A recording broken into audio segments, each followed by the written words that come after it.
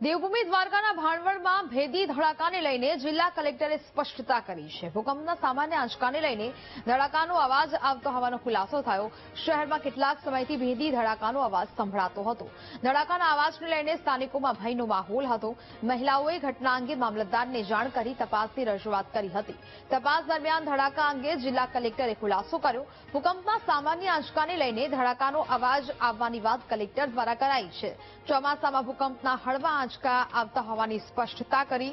છેલ્લા 10 વર્ષમાં ભાણવડમાં અસંખ્ય આંચકા નોંધાયા છે। ભૌગોલિક સંસ્થાને લઈને આ ગતિવિધિ હોઈ શકે છે।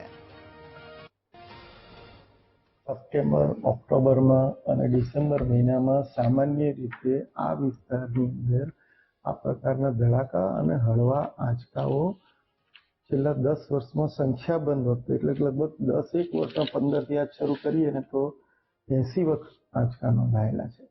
એટલે આપણી જે ભૌગોલિક સંરચના જે છે એના બેઝ ઉપર આ બધી ગતિવિધિઓ હોઈ શકે। એક ભૂકંપનું એવું છે કે આપણે એની કોઈ અગાઉથી આગાહી કરી શકતા નથી। એટલે આપણને ક્યારેક પેનિક થાય, વાઇબ્રેશન આવે।